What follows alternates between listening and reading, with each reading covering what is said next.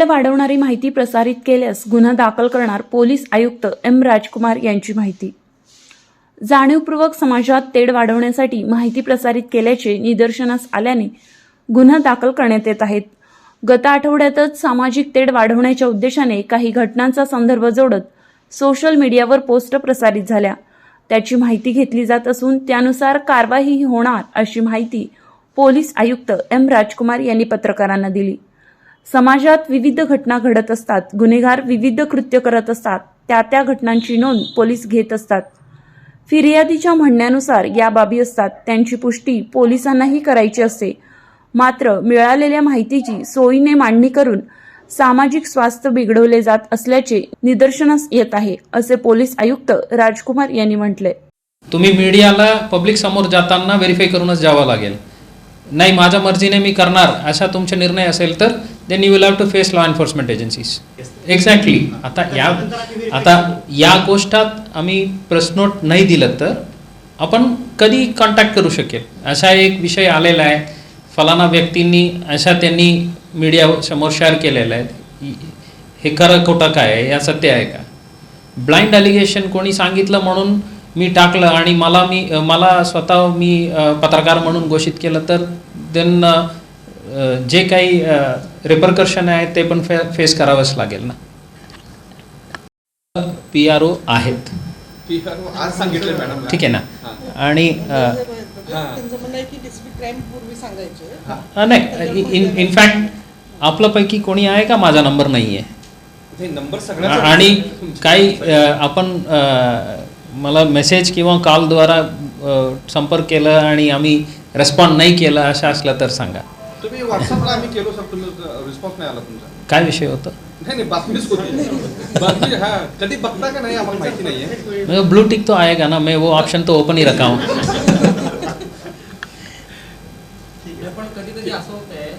Verify करून जे आहे त्यावर इमिडिएट लिगल ॲक्शन घेतलं तरी सॅटिस्फॅक्शन राहील. ते कंप्लेनंटला असो किंवा ओव्हरऑल पब्लिकला असो.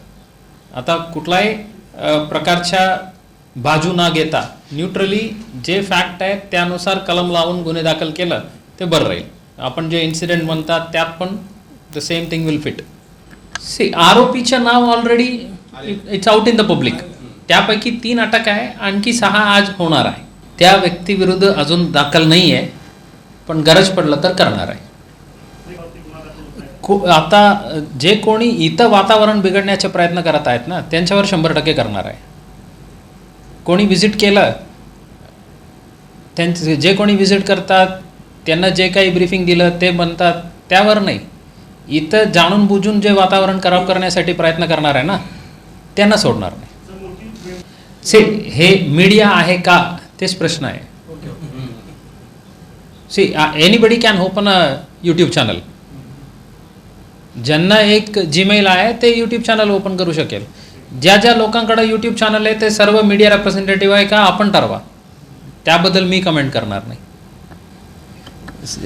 जे माहिती आहे ते आता उघड परिषदात मी बोलू शकत नाही, पण जे काही चालू आहे ते पूर्ण यादी आमच्याकडे आहेत म्हणून आपण समजून घ्या. नाही आता रेग्युलर क्राईम जे आहे आपल्याला मिळत आहे आणि या क्राईमला कोणी साईडला घेतलं नाही. मागच्या आठवड्याच्या गोष्ट आहे तेव्हा आपण कव्हर केलं नसेल. एक सिंपल राईट विथ 324 केस काय आपल्यामधून नजरअंदाज झाला असेल, काही मीडियाने कव्हर केलेलं आहे. बिकॉज त्याच इन्सिडेंटमध्ये इथं आमच्या ऑफिसला गैरकायदेशीर मंडळी जमा करून इथं आलं होतं. काही लोकांनी या केसबद्दल रिपोर्ट केलं होतं, त्याचं मूळ कारण हेच होतं. त्याच दिवशी आम्ही दाखल केलेलं आहे. आणि काय मीडियाला रिपोर्टिंग अशा आहे आत्ता हे गोष्ट बाहेर आलं म्हणून, आत्ता काही बाहेर आलं नाही. त्याच दिवशी ज्या प्रकारे ज्या न्याय घेऊन फिर्याद दिलं होतं एक्झॅक्टली तसंच घेतलेलं आहे. डिपार्टमेंटकडून कुठल्याही प्रकारच्या विषयाचा लपविण्याचा प्रयत्न नाही झाला. सर्व गोष्ट रेकॉर्डवर आहे. फिर्यादींनी त्यांच्या शब्दाने जे दिलेलं आहे ते एक्झॅक्टली आम्ही रेकॉर्डवर घेतलेलं आहे आणि ते खरं खोटं जे आहे ते सत्य आता तपासामध्ये समोर येईल. सो अगेन त्यात काय ते रिपोर्टिंगला असा हे गोष्ट आता समोर आलं म्हणून जे करत आहे ते पण चुकीचे आहे. ते ऑन रेकॉर्ड आहे मागच्या आठवड्यापासून. आत्ता काही ठराविक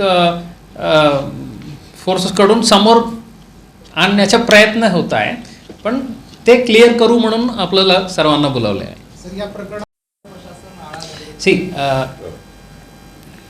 कुठलाही विषय नंबर 1 जे लीगल प्रोसिजर आहे त्यामधून बायपास करायची नाही. जे इन्सिडेंट घडलेले आहे ते ऑन रेकॉर्ड घ्यायची आणि जे आरोपी आहेत ते रेकॉर्डवर घ्यायची. तेच स्ट्रेट जॅकेट सोल्युशन आहे. आता मागच्या आठवड्यात दुसरा एक इन्सिडेंट होतो, ऑटोवर जाणाऱ्या माणसांना मारहाण केलं म्हणून. त्यात पण बघितलं तर ताबडतोब एक व्हिडिओ आला. एक महिला होती, ते महिलाला मी ओळखत नाही, पण काही जणांनी ऑटो थांबून मला मारलं म्हणून इमिडिएट एक व्हिडिओ व्हायरल झाला.